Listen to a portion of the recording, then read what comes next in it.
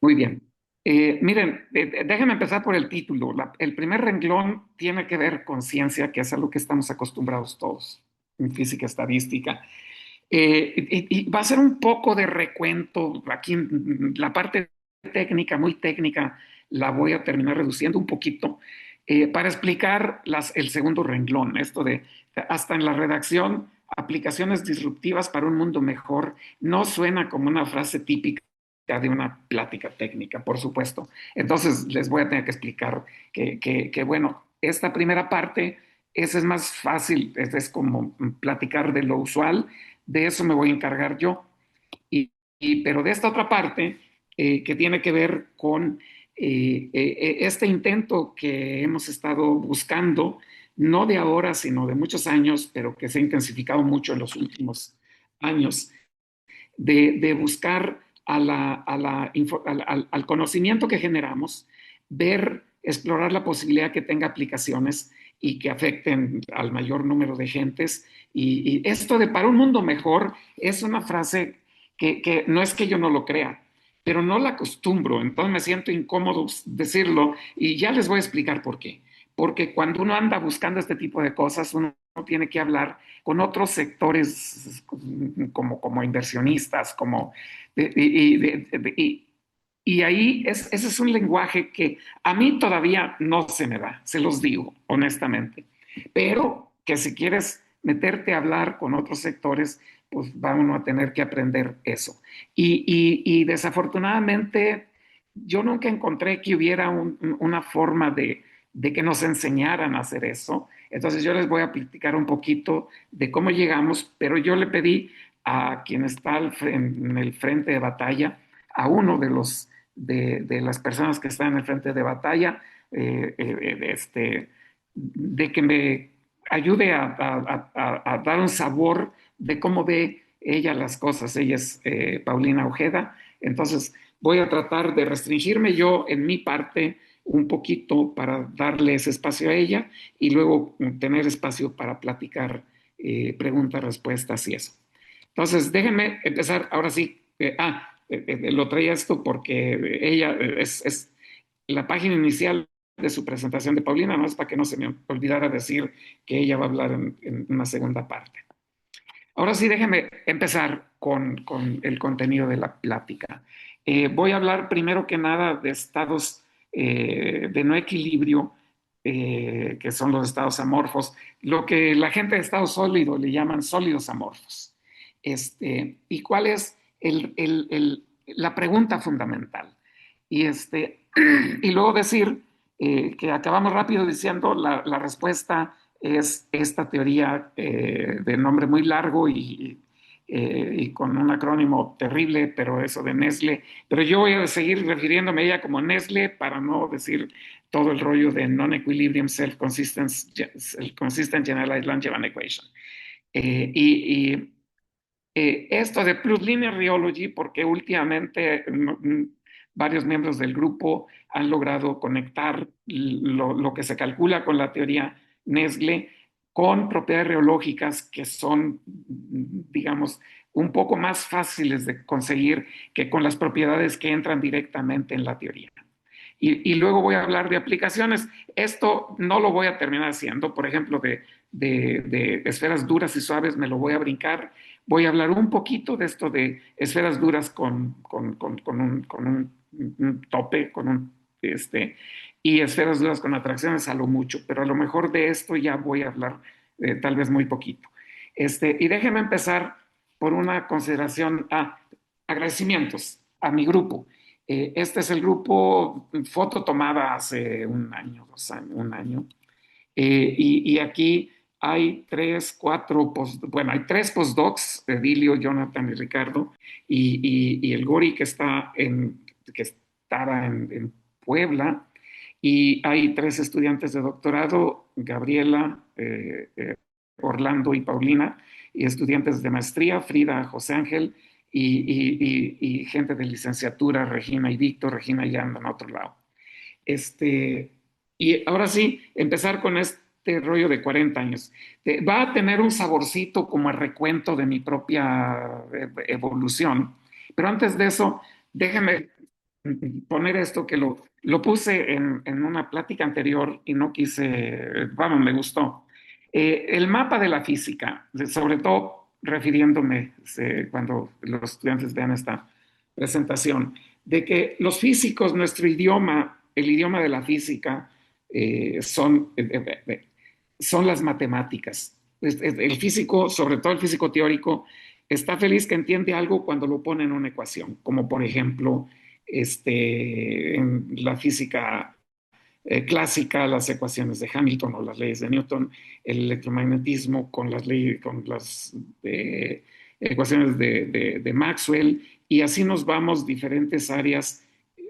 Hay parcelas de la física, son ecuaciones fundamentales las que representan esa área y sirven para resolver casi cualquier problema en esa área. Y aquí en este contexto aparece el área que nos interesa, que es la termodinámica y la física estadística. A ver, yo no sé qué estoy haciendo que me repite, a lo mejor se me repitió la transparencia, pero yo quiero enfocarme en la parcela que tiene que ver ahí. A ver, no sé qué es. eh, Doctor, creo que tiene que volver a darle a la presentación completa, porque ahorita estamos viendo la ventana de su PowerPoint. ajá, sí, pero la transparencia que estamos viendo ahorita es este mapa con con un círculo azul abajo en termodinámica y energía, o estamos viendo otra cosa. Sí, estamos viendo el Sí. círculo. Ujú. Sí, Ah, ok, entonces espero que sí sea lo correcto. Yo lo que quería poner el foco es en el área que nos interesa en este auditorio, en esta audiencia, que es lo que tiene que ver con termodinámica y física estadística. En ese mapa, por ejemplo, en esa cajita, ¿cuáles ecuaciones son las fundamentales?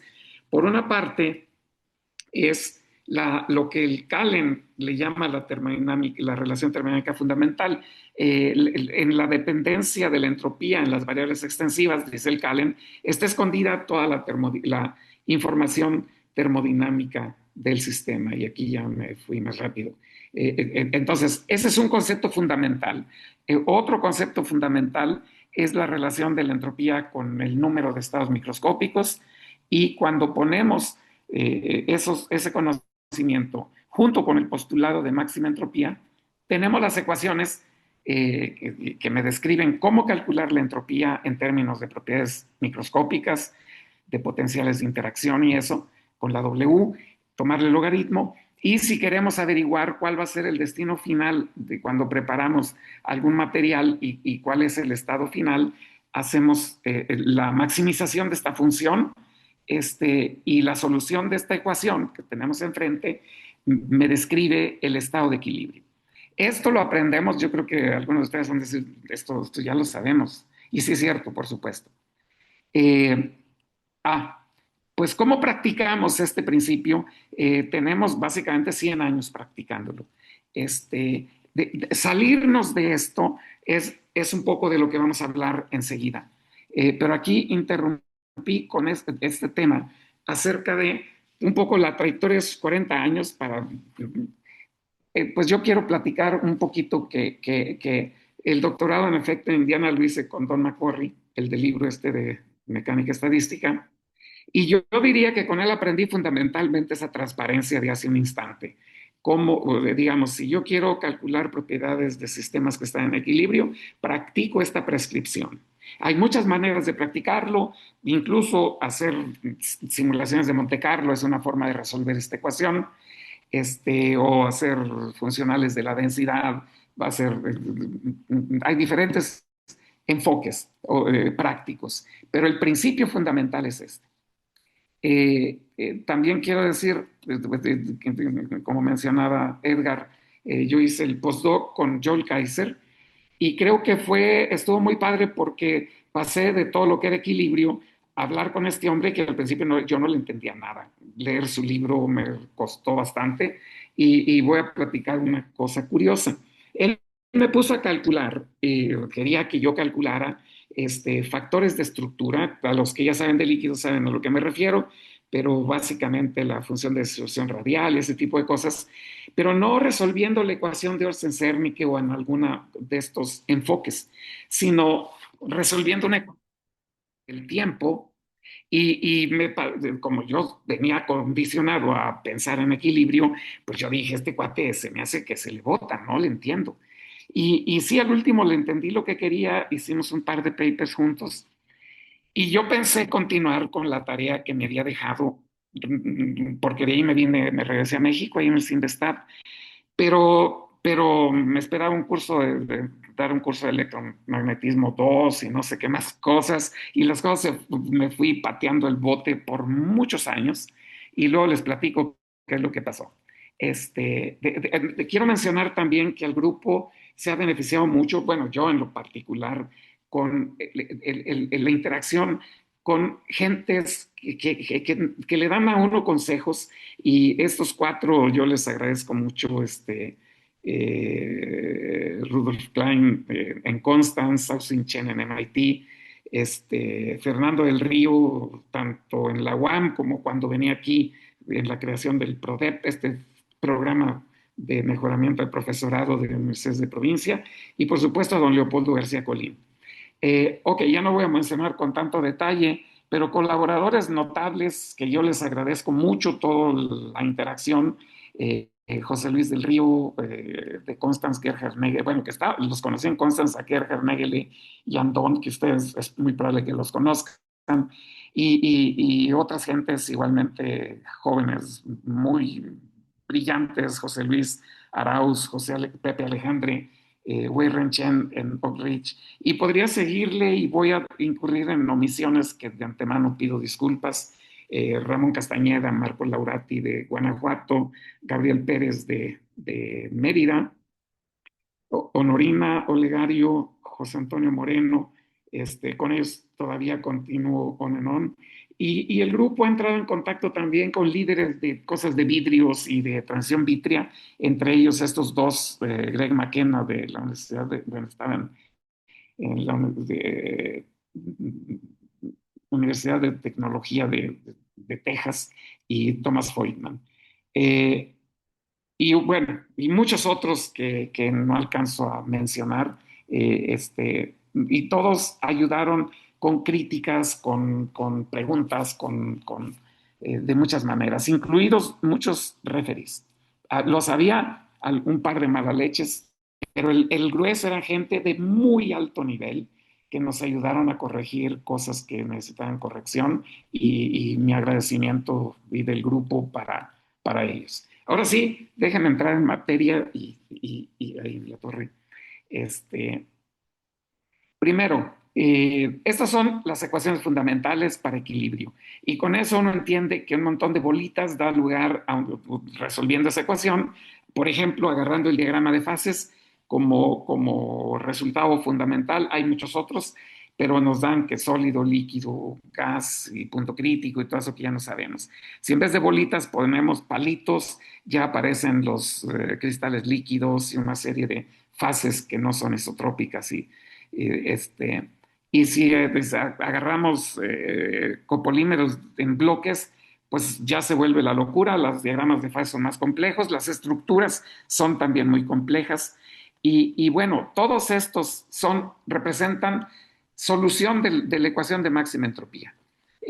Si agrupáramos a todos los hamiltonianos para calcular todas las Ws y maximizar la entropía en todas las veces y juntamos todos esos estados, sería el catálogo de todos los estados de equilibrio de la materia y los vamos a meter en un canasto. Ese canasto, pues, es el conjunto de soluciones de esta ecuación, pero más en la práctica, ¿dónde viven esos?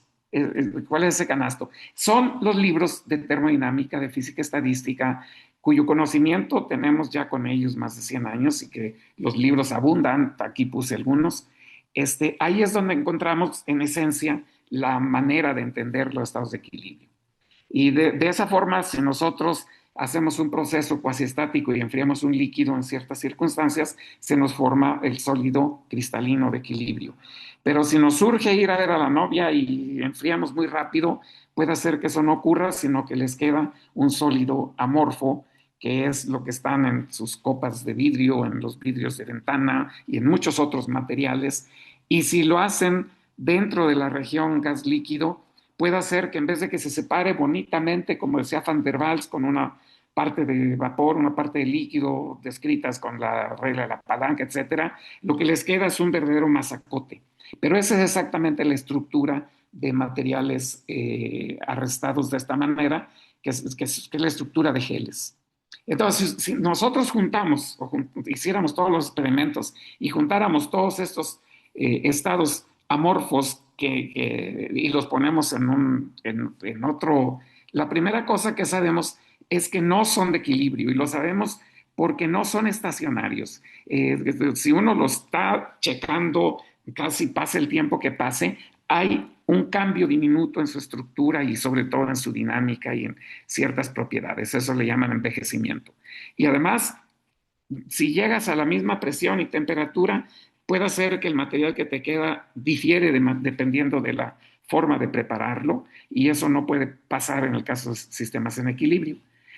Eh, entonces, una de las cosas que uno quisiera, estos estados son estacionarios, al menos asintóticamente, pero no son soluciones de esta ecuación. Entonces, una pregunta fundamental es, ¿de qué ecuaciones son solución?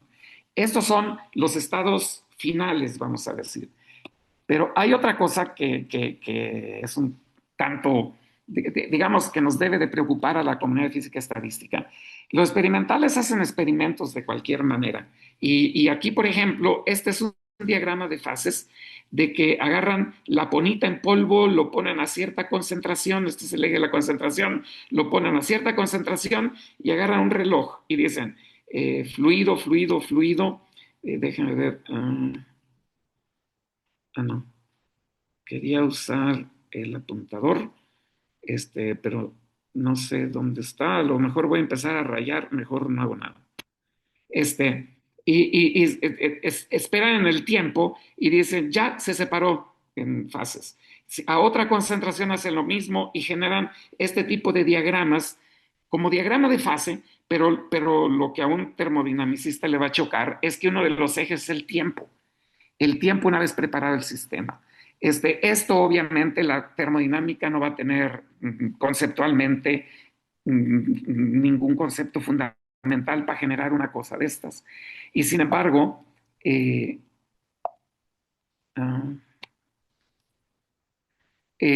bueno, este tipo de diagramas, aquí yo le llamé Time Concentration Transformation Diagrams, pero hay otros que son Time Temperature Transformation Diagrams que usan los metalurgistas todos los días y que aquí un poco el reto es dónde están las ecuaciones de las cuales este tipo de objetos van a ser solución.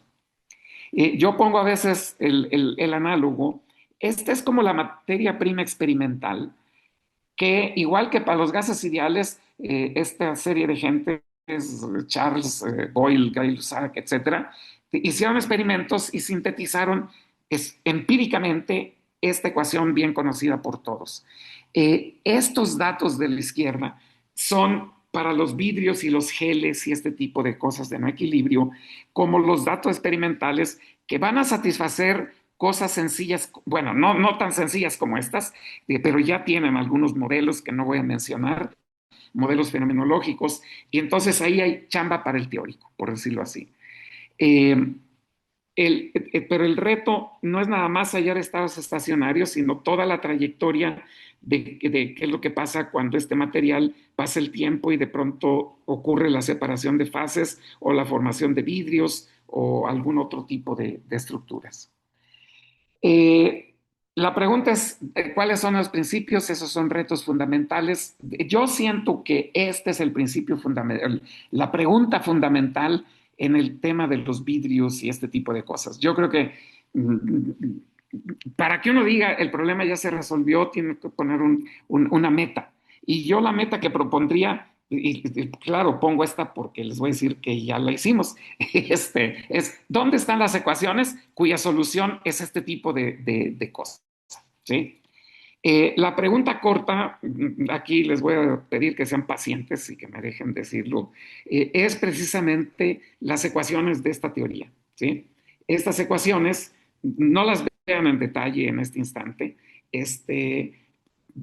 pero digamos, es un conjunto de ecuaciones que ustedes definen el potencial de su sistema y el protocolo de preparación. Ustedes dicen, lo caliento a 500 grados y lo enfrío instantáneamente o con una rampa de enfriado a 300 grados.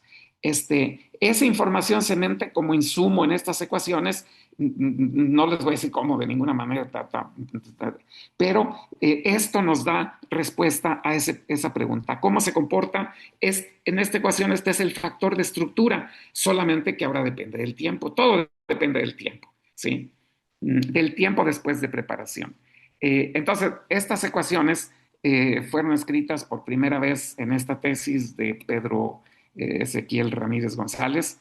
Eh, Estaría padre platicar detalles de cómo ocurrió todo eso. A Pedro le tocó como amarrar un montón de información que antes había sido puesta en muchas otras tesis a lo largo del camino.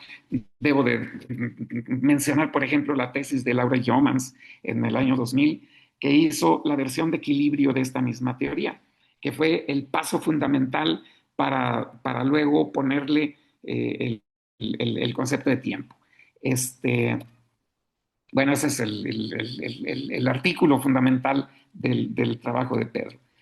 ¿En qué se basa eso? Y esto ya aquí, ya ahora sí me preocupé porque creo que ya me estoy comiendo el tiempo de Paulina. Las bases fundamentales, y este concepto sí es importante, son, a diferencia de muchas otras teorías de equilibrio y no equilibrio, que uno empieza por, estas son las ecuaciones de Liouville y ahora usamos operadores de proyección y sacamos la ecuación de Langevin generalizada. Aquí nos afiliamos, aquí yo creo que tiene que ver con mi paso por departamentos de química. McCorry y Kaiser estaban en departamentos de química y yo me la pasé oliendo el formólico, no sé cuántas cosas en un departamento de química, pero eso me permitió también tener acceso a otro tipo de enfoques. Los químicos, a Onsager no le dieron el premio Nobel de Física, se lo dieron en química. ¿Sí? Los químicos, ¿y por qué? Porque Onsager, él era químico originalmente también, pero sabía más física que un montón de físicos. Él no le asustaba que sus teorías, sus ecuaciones no estuvieran basados en la ecuación de Liouville o de Schrödinger o algo así. O sea, de primeros principios en el sentido de los físicos más ortodoxos. Yo debo decir que yo soy el físico más ortodoxo hasta el nivel de maestría y luego estas gentes que mencioné me iba a decir me desviaron el camino. No, me enseñaron otros enfoques. Los químicos son muy cinéticos, siempre hablan de cinética. Y los físicos no es lo que nos apasiona más. Bueno, la contribución de Onsager son sus famosas leyes lineales, que el cambio en las variables extensivas es proporcional a la desviación del equilibrio medida por la desviación de los gradientes de temperatura, potencial químico, etcétera, y con un factor de proporcionalidad. Esto, yo he oído gente de física decir, sí, sí, pero es una teoría fenomenológica. Bueno, en realidad es que tal vez ni siquiera es teoría, es la consignación de cómo se comporta el universo, ¿sí? Resulta que yo no conozco desviaciones a esto es un poco como la segunda ley de la termodinámica, es fenomenológica. Sí, será muy fenomenológica, pero es la ley más fundamental de la física, la segunda ley. Esta es como su extensión a no equilibrio. Esta ecuación nos enseña algo de inmediato. Si yo quiero una ecuación cinética, lo que uno quiere averiguar es, eso se va a parar en algún instante. Esto me describe como el vuelo de un avión, con el tiempo. La pregunta es, bueno, en algún instante va a aterrizar y se va a quedar quieto y va a estar estacionario. Y aquí los estados estacionarios de esta ecuación coinciden con los estados de equilibrio termodinámico, porque cuando delta F, que es lo que me marca la separación del equilibrio, cuando eso es cero, o sea, el sistema está en equilibrio, automáticamente el lado izquierdo, que matemáticamente me define los estados estacionarios, se hace cero. Entonces, todos los estados de equilibrio son estados estacionarios, pero no son los únicos. Lo que yo digo, si ojalá que alguien me hubiera dicho esto cuando hace 40 años, ¿sí? Bueno, por cierto, esos son los que están en este canasto de estados de equilibrio. El pero que hay que poner aquí, estando esa ecuación enfrente de nosotros por décadas, eh, se nos había pasado notar que también pueden haber estados estacionarios sin que delta F se haga cero, sino que L se haga cero. Si es una matriz, si esta es en matrices y todo eso, pero pónganlo con una sola, que fuera, por ejemplo, la ecuación de difusión. Del lado izquierdo es la derivada de la densidad local, del lado derecho es el gradiente del potencial químico, y aquí va la constante de difusión. Incluso le llamamos constante de difusión, ¿sí? Pero de constante no tiene nada, es función de estado, y cabe la posibilidad que se haga cero en alguna circunstancia. Ese tipo de soluciones existen y se mapean en el otro canasto de estados dinámicamente arrestados. Es decir, estacionarios, pero que son estacionarios porque esta cosa se va a hacer cero, pero no porque el delta F se haga cero, sino porque la L es la que se hace cero. ¿Sale? Entonces, quería dar un saborcito de los fundamentos. Estas son las ecuaciones, aquí me lo voy a brincar, lo que quiero decir, esta ecuación es para la segunda derivada de la entropía, que es la covarianza, que en el caso de un sistema líquido es el factor de estructura. La ecuación de evolución del factor de estructura también tiene dos maneras de ser estacionaria. Cuando este paréntesis se hace cero, que es la condición de equilibrio para el factor de estructura, o bien cuando la movilidad se hace cero. Y estas ecuaciones son una manera de calcular la movilidad de una manera autoconsistente. Eh, bueno, aquí nomás estoy repitiendo, estados de equilibrio cuando esto se hace cero y estados arrestados cuando esto se hace cero. Eh, y con respecto al segundo, yo decía que estas ecuaciones son cinéticas. Es como si me describieran el vuelo de un avión en búsqueda de su aeropuerto donde se va a quedar estacionario. Y hay un aeropuerto que conocemos desde hace 100 años, que es el de los estados de equilibrio. Pero resulta como estas ecuaciones, como veíamos, perdón, estas ecuaciones son no lineales, el conjunto de ecuaciones, no van a tener una sola clase de estados estacionarios, pueden tener estas segundas que son los estados estacionarios, digo que los estados arrestados. Eh, y creo que ya me sé, ok. Pero como las ecuaciones antes de llegar al estado estacionario dependen del tiempo, son capaces de meter al tiempo en nuestros diagramas de fases. Bueno, es que ya no son diagramas de fases en el sentido usual de equilibrio, por supuesto. Y aquí les quiero platicar el último graduado del grupo, que ya hace rato que se graduó, Benigno Cepeda, el Beni.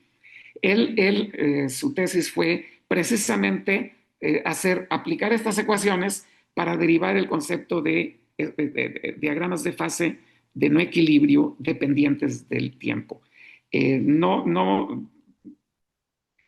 Lo aplicó a un sistema tipo Lennard-Jones, de hecho era un pozo cuadrado lo que él hizo, e hizo este tipo de diagramas. Esta es la temperatura, esta es la fracción de volumen de ese sistema, y el coloreado de aquí tiene que ver con la viscosidad. Ya podemos calcular viscosidad. Él lo hizo con la movilidad inversa, que es básicamente lo mismo.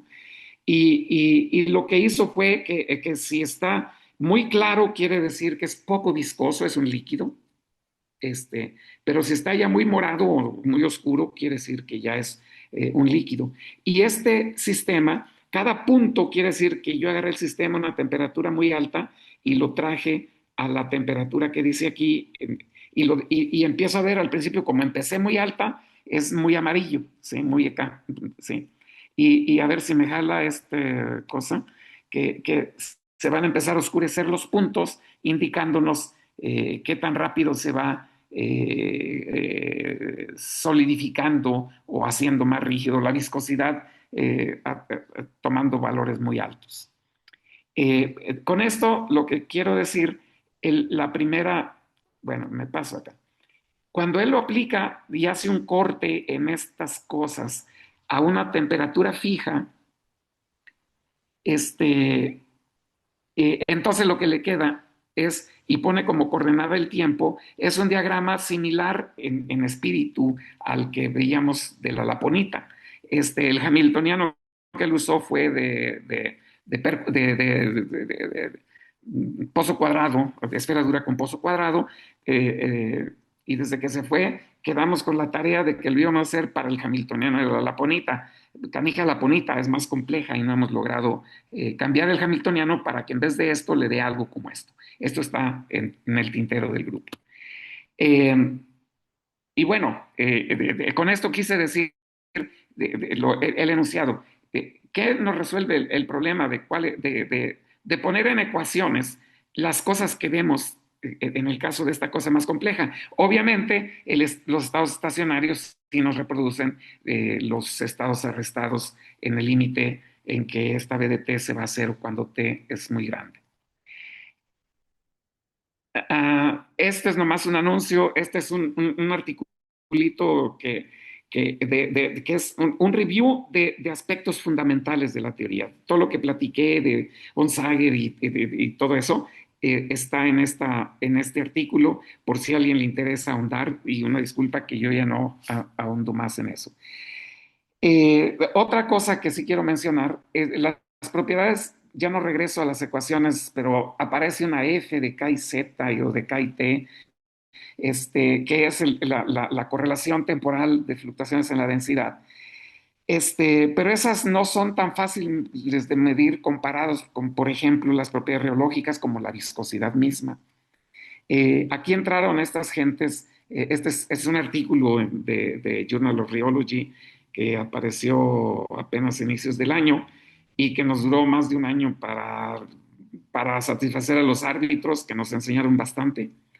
En particular, por ejemplo, a calcular esta propiedad que básicamente es la versión dependiente de la viscosidad, y en términos de las propiedades que salen de la teoría autoconsistente. Entonces ahora ya podemos anclar los resultados de esa teoría, meterlos aquí y calcular propiedades viscoelásticas.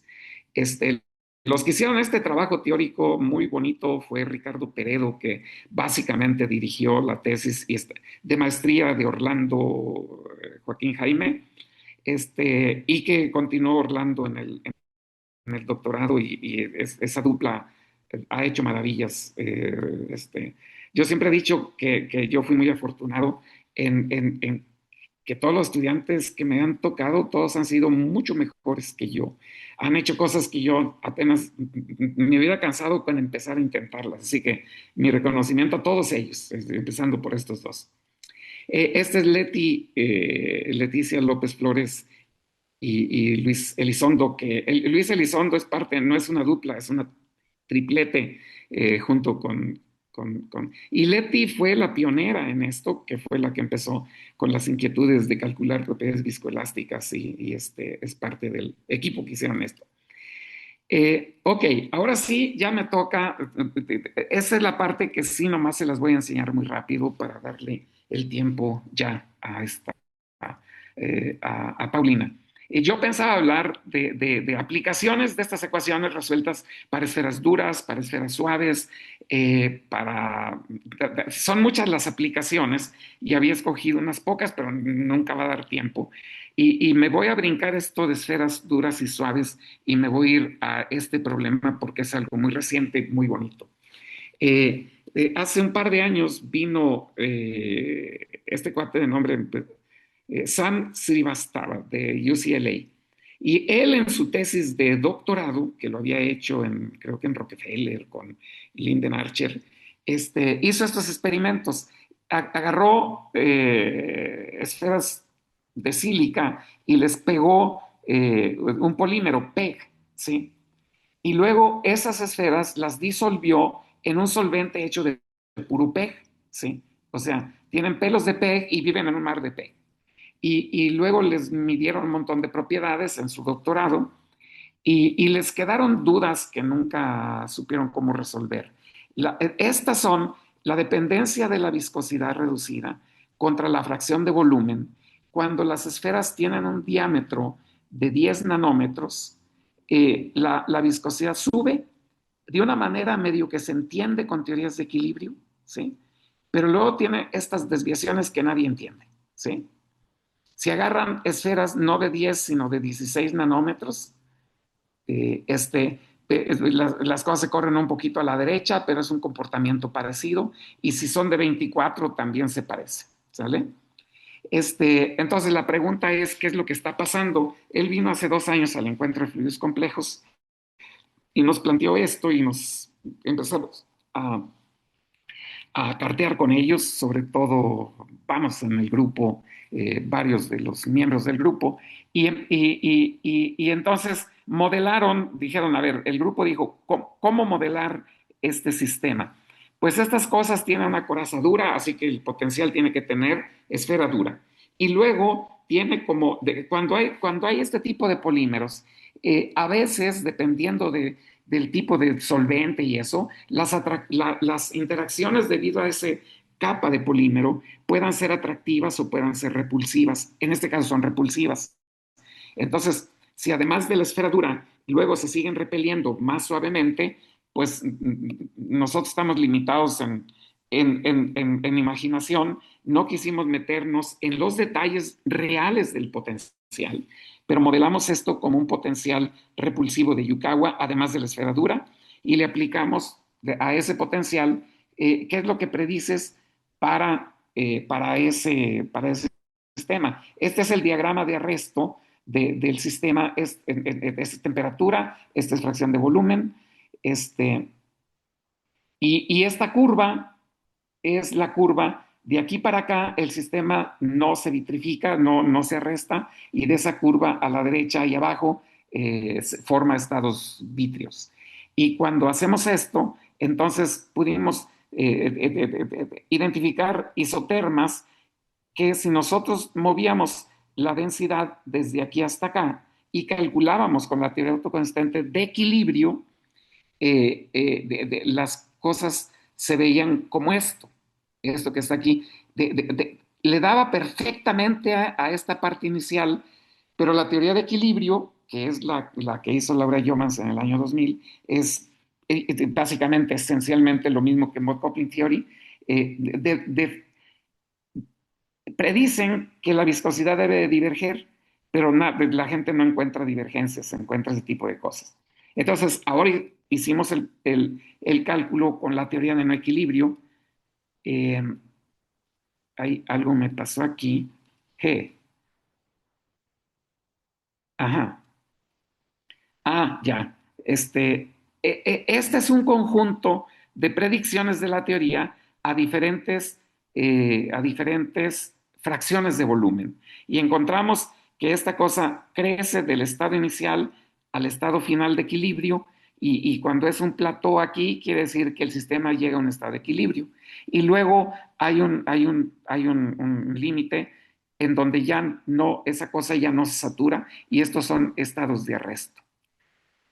Cuando se aplican ¿cómo se llama? Esta información, pero ahora puestas al revés, haciendo cortes verticales y poner a la viscosidad como función de la fracción de volumen a diferentes tiempos, porque ese es el tiempo después de preparar, se tiene este tipo de curvas, ¿sí?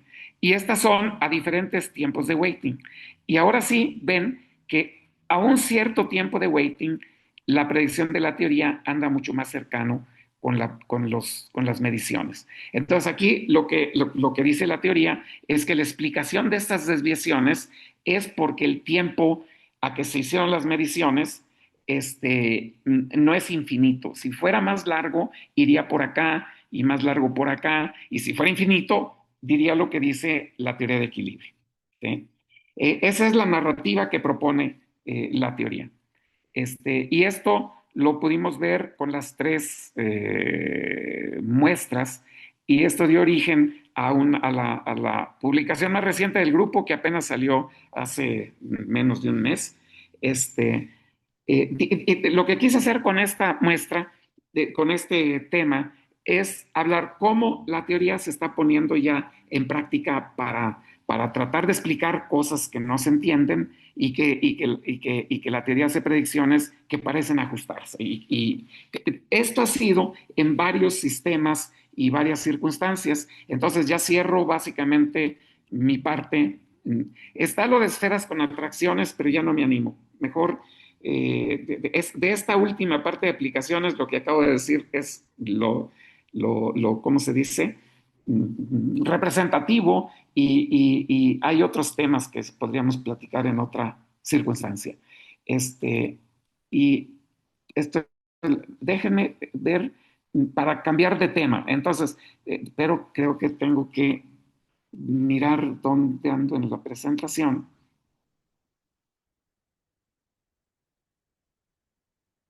Y está, el tema es bien bonito, estoy batallando para saltármelo, para venirme a presentar o introducir la parte segunda de la plática que tiene que ver con esto de las aplicaciones. Y yéndome, eh, me gustaría hacer primero esta reflexión general.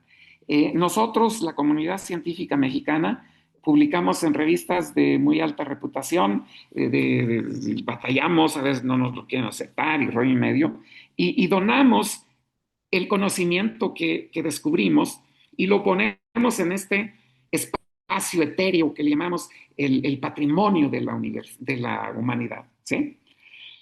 Graciosamente ponemos todo ahí y los países desarrollados chupan de ahí con una manguera marca diablo para generar innovaciones, tecnología, digamos, aplicaciones, productos, servicios, y luego nos los venden. ¿Sí?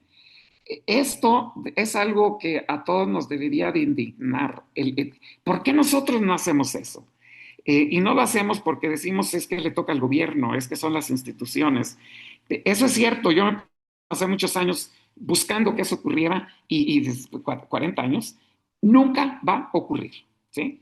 El gobierno es seccional y bla, bla, bla, las instituciones casi parecido. La pregunta nos toca a nosotros y la respuesta es sí, yo creo que nos toca a nosotros. ¿Sí? Entonces, es una cosa general. Y aquí nomás quiero platicar muy rápidamente. Aquí en San Luis, con este argumento, empezamos hace ya muchos años con la incorporación de Bernardo Yáñez y de Pedro Ramírez. Ellos dos también están igual de locos que yo, de querer hacer realidad el hacer nuestra manguerita, aunque sea leve de ese tipo. Bueno, todos estos fueron miembros de ¿cómo se dice? Eh,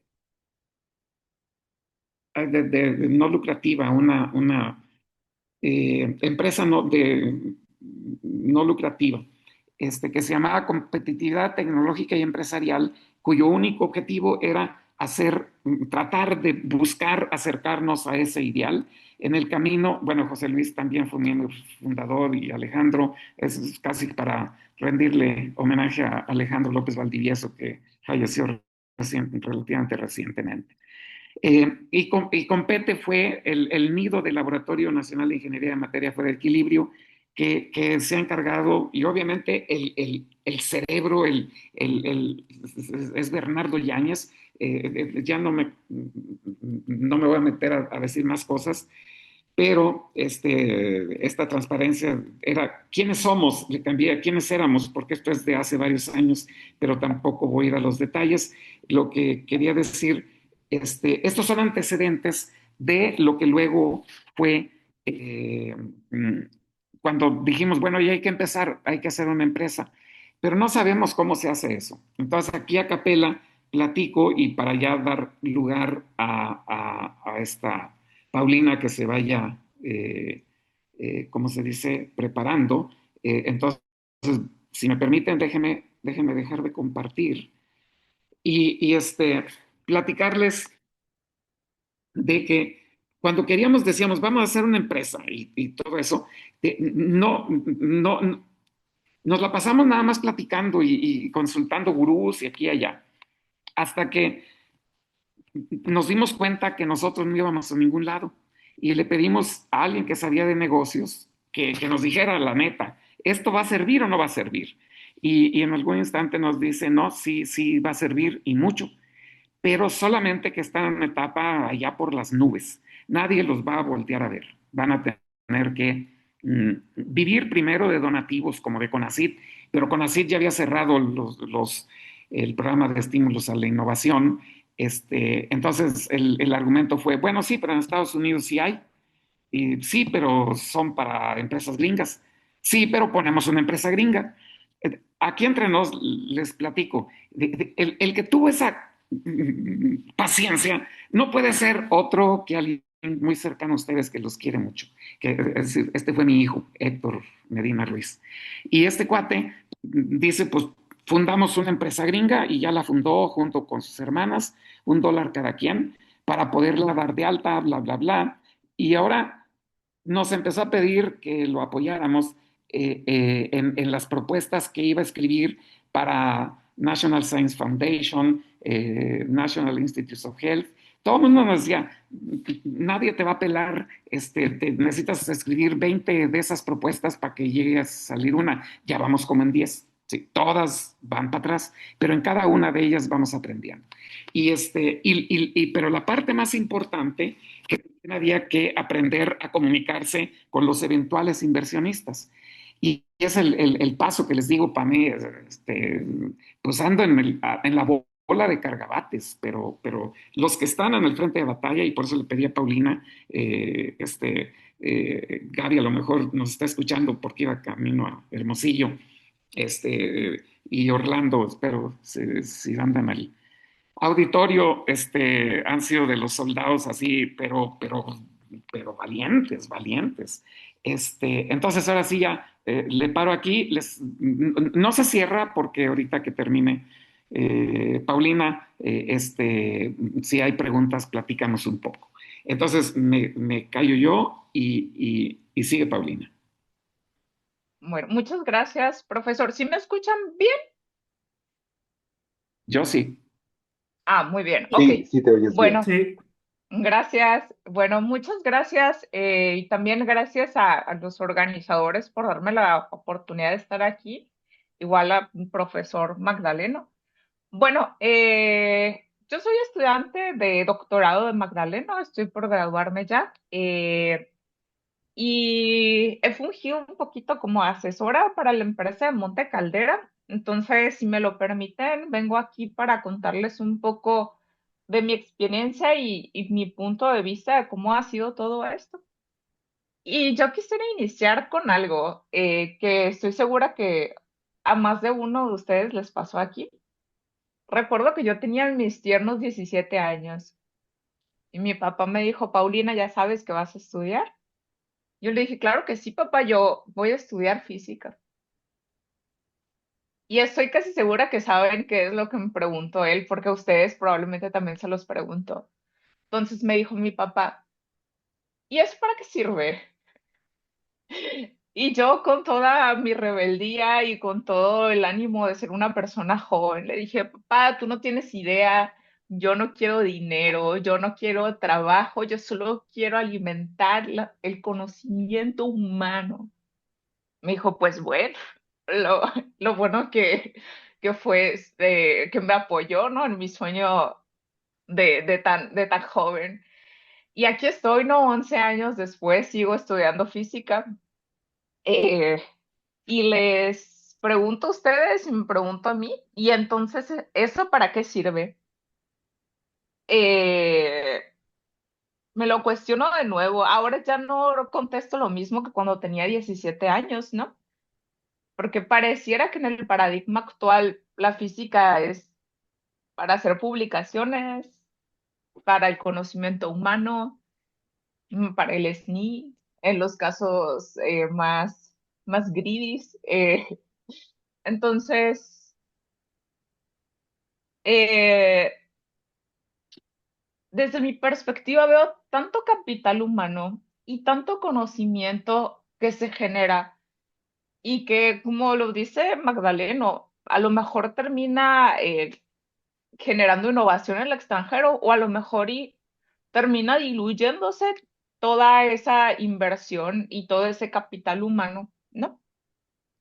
Entonces, lo primero que se nos ocurrió a nosotros es, pues, hacer un puente entre las soluciones industriales y la ciencia fundamental, como de la Nestlé, ¿no? Siéndoles bien sincera, perdón, honestamente, yo comencé a colaborar con Monte Caldera Technologies, que le decimos MCT,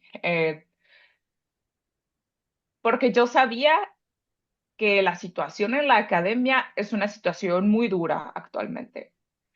Yo sé que es casi asegurado que yo no voy a tener un puesto en la academia y he visto mentes muy brillantes y por su séptimo, octavo postdoctorado. Entonces, mi motivación extremadamente egoísta fue, uno, aprenderme a comunicar con la industria como física y como científica que soy. Eh, y dos, adquirir experiencia. Entonces, si nos vamos al lado súper egoísta, pues esa fue mi motivación. Pero también hay otra motivación un poquito que nos interesaría también un poquito más como científicos.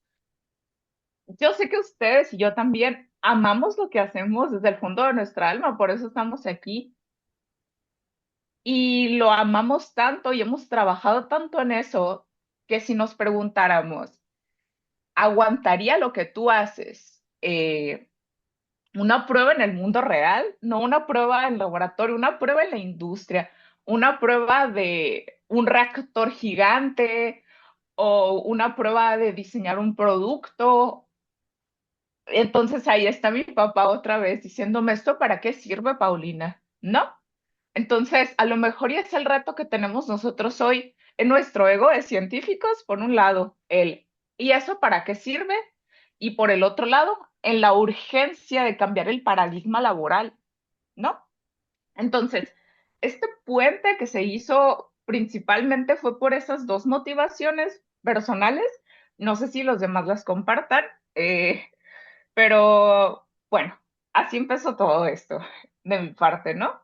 ¿Qué comenzamos a hacer? Comenzamos a trabajar con problemas en la biofarmacéutica. Específicamente ahorita traemos dos problemas muy importantes, que es por un lado la segregación de proteínas, donde estamos buscando nuevas formas de purificación de proteínas por métodos físicos de separaciones. Entonces, ya mencionó el profesor Magdaleno a Ricardo y también a Edilio, que ellos fueron capaces de poder mapear en el espacio regiones donde va a haber desmezclado o donde va a haber inestabilidades termodinámicas y en mezclas y con ello ir empujando hacia el desarrollo de formas de purificación de proteínas, ¿no? Que es donde hemos estado nosotros colaborando con Monte Caldera para que Monte Caldera pueda llevar al mercado eh, estos nuevos métodos, ¿no? de purificación de proteínas. Eh, Otro reto en biofarma que ustedes han de conocer mucho es la agregación de proteínas, ¿no? Últimamente se está innovando en este área de la biofarmacéutica con tratamientos de soluciones de proteínas a muy altas concentraciones. Entonces, son difíciles de administrar porque tienen que ser en hospital o porque son muy altas concentraciones. Las propiedades viscoelásticas de la solución a veces se le ponen raras al usuario final, ¿no? Que aumentan mucho o a veces pasa que cuando pasa el tiempo, la vida de anaquel de dichas soluciones eh, ocurre la agregación de proteínas, ¿no? Que es precisamente envejecimiento, ¿no? Lo que nosotros estudiamos y que al final el medicamento pierde su uso terapéutico e incluso puede llegar a ser hasta perjudicial, ¿no? Para el usuario. Entonces, por otra parte, también nosotros estamos investigando cómo inhibir la agregación en soluciones de proteínas cambiando las condiciones físicas del solvente, ¿no? Entonces, esa es otra cosa. Y tenemos este mismo problema exactamente, pero en la industria de la pintura, donde también estamos incidiendo con este tercer caso de éxito, ¿no? Donde ahora los fabricantes de pinturas como PPG, con quien colaboramos, necesitan un producto estable en el tiempo, que no llegues tú con tu pintura, la destapes y esté toda separada y a lo mejor ya no sirva porque ocurrieron agregaciones a nivel microscópico, ¿no? Entonces tenemos el mismo problema ahora, pero para la industria de pinturas, y estamos intentando mejorar la vida de anaquel de las pinturas precisamente aplicándonos los principios físicos que la Nestlé es capaz y es me voy a atrever, a ver si no me regañan, que es capaz y que es la única teoría de primeros principios capaz de describir, ¿no? Bueno, ya fue. Muy bien. Entonces, habiéndoles mostrado estos tres casos de éxito en donde podemos aplicar la Nestlé, que así le llamamos para no decir el nombre gigante, eh, yo quisiera decirles como científica que intentó hacer este puente hacia la industria, consejos, aprendizajes que nadie de ustedes me pidió para construir este puente, ¿no? Y que es primero, si ustedes tienen una idea, una innovación, validen el problema, no validen la solución. Validen que en efecto ustedes puedan encontrar un problema en la industria o un problema en el medio ambiente que realmente sea un pain, le dicen los que se dedican a los negocios, que realmente sea un dolor en cierta industria. Entonces, el primer paso es validar el problema. ¿Y cómo se hace esto? Escuchando y escuchando y escuchando. Probablemente como científicos nos encanta hablar de nuestra solución, de nuestra tecnología, nuestros descubrimientos, pero en este punto uno tiene que callarse y escuchar a la otra parte. Y justo de esa forma, y entrevistándose con cientos de personas, que también hay que tener mucha tolerancia a la frustración, uno va a poder identificar un problema donde su ciencia pueda incidir. No importa que todavía no tengamos la solución, lo importante es identificar el problema y saber que nosotros podemos resolverlo. Porque vamos al punto siguiente, activar el ecosistema. Es cierto que uno no está solo, pero nadie va a venir a tocar tu puerta y va a decir, oye, quiero comprarte tu tecnología. Probablemente eso nunca vaya a pasar. Entonces, si bien eh, uno puede tener mucho potencial y haber identificado un problema, uno no va a tener éxito si no sale a buscar las oportunidades.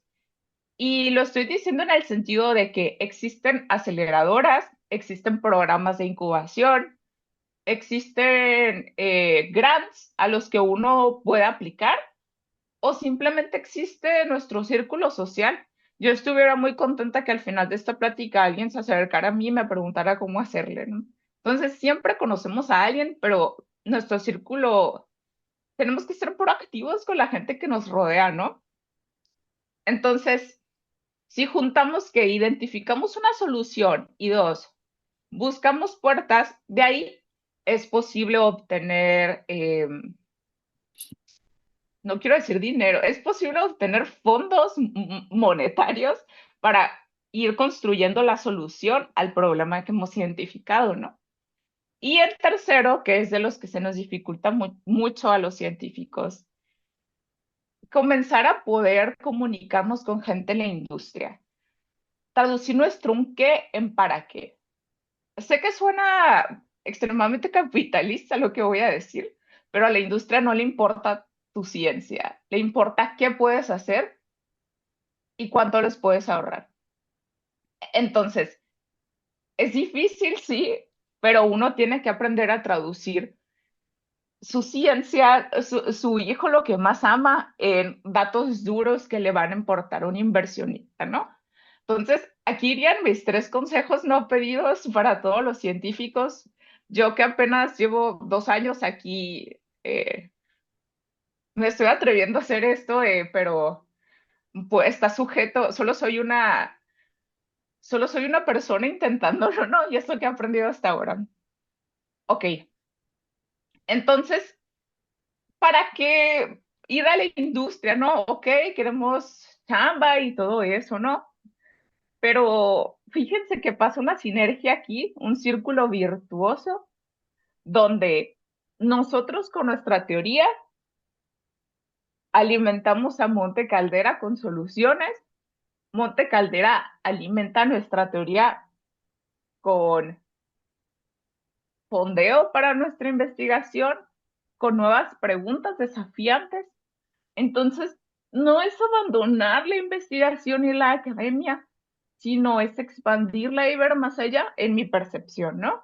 Eh, bueno, y es todo lo que puedo decir. Espero que hagamos sinergia, que este es mi contacto de LinkedIn, este es mi correo, y esperaría que todo este capital humano que veo aquí presente en esta reunión, eh, que es lo más valioso que tiene México y es lo más valioso para una compañía, ¿no? Entonces, esto es todo de mi parte. Yo creo que vamos a preguntas con Magdaleno o conmigo, como gusten.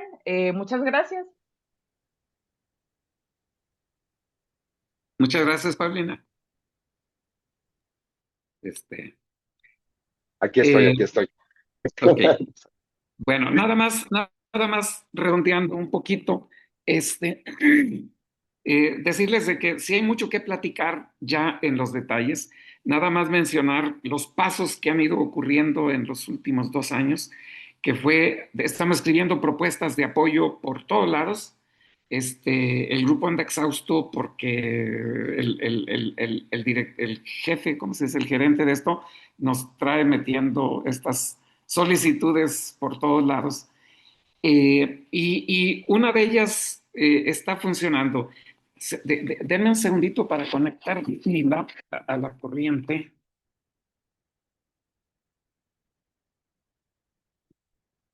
Eh, y esto que voy a decir es también, así como Paulina, como consejos o tips. Eh, hay una organización que es como nosotros, con la que nosotros entramos en contacto, que se llama GridX, que tiene un programa completamente increíble, ¿sí? Porque es este tipo de aceleradoras de startups científicas. Ojo, para hacer una empresa, puede ser una empresa normal, vamos a decir, de las que tenemos asesores por todos lados, el CONACYT y Medio Mundo, y en nuestras universidades hay el departamento de vinculación, para hacer una empresa que no es realmente de base tecnológica, de conocimiento, sino básicamente como decías, de satisfacer una necesidad. Ese tipo de empresas son un poco más sencillas porque tienes algo tangible, tienes un prototipo, tienes un procedimiento, lo patentas, etcétera. Pero estamos hablando de empezar una empresa en base a conocimiento científico disruptivo. Y esta empresa, curiosamente argentina, convocó en una convocatoria a grupos de investigación que tuvieran resultados de investigación realmente sobresalientes o disruptivos, ¿sí? Y que fueran capaces, digamos, que uno intuyera que de ahí se puede derivar aplicaciones. Y de toda Latinoamérica, no sé cuántos grupos concursaron y se quedaron con 20.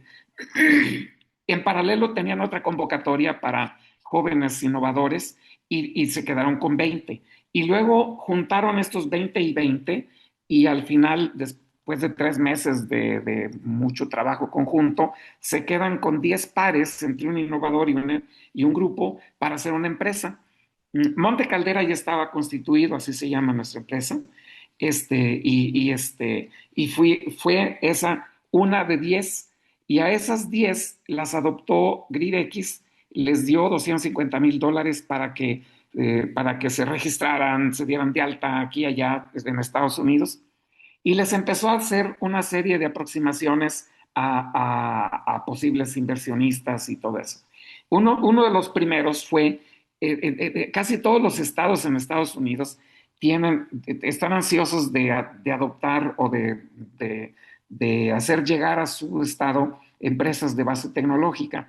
Hay unos más urgidos que otros, sí. California no está mucho, ni Nueva York, pero por ejemplo, Oklahoma sí. En Oklahoma resulta que había un fondo de inversión que se llama Atento Capital, que resulta ser inversionista de GridX. Y estos tienen un programa para invitar empresas a Oklahoma, a Tulsa.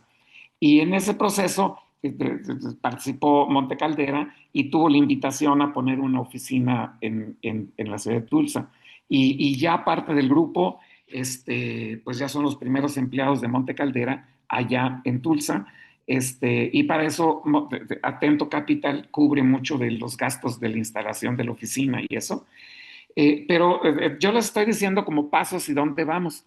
Y ahí es un lugar donde se tienen contactos mucho más, como se dice, accesibles, tanto de mentoría de parte de gente que sabe más, como de contactos con inversionistas o fondos y eso.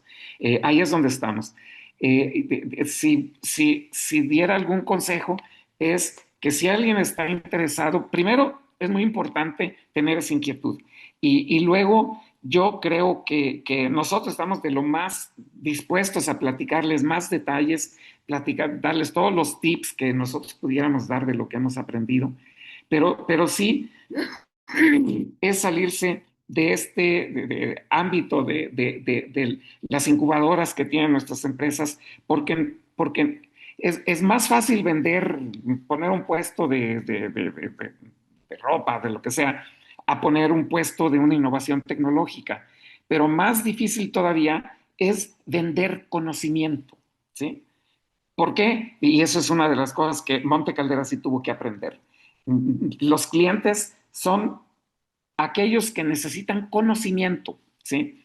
Adentro de su empresa tienen técnicos, científicos que innovan y tienen sus departamentos de investigación y desarrollo, han hecho todo lo que han podido para ver por qué razón las botellas se quiebran o salen chuecas, el problema que tengan, se lo mandan a su centro de investigación y desarrollo. Ahí hay verdaderos científicos, sobre todo son empresas muy grandes, ¿sí? PPG, por ejemplo. Pero estos, cuando se les acabó, porque hay un límite, que es el límite del conocimiento para este tipo de centros de investigaciones y desarrollo, ellos sí compran conocimiento, ¿sí? No es sencillo, no andan por ahí, pero por ejemplo, en el caso nuestro, todo mundo tiene necesidad de entender las propiedades de materiales que no quedan en equilibrio. Entonces, esa es un área de oportunidad para la física y la química y ciencia de materiales, porque esa pregunta va a estar ahí por mucho tiempo, ¿sí? Y bueno, yo creo que ya le paro porque ya estamos sobrepasados en tiempo. Con estas reflexiones, termino yo mi participación. Una disculpa por lo caótico que ha estado un poquito. Y de nuevo agradecerles mucho a todos su atención y a los organizadores por la invitación. Un saludo a todos los nombres que veo por aquí.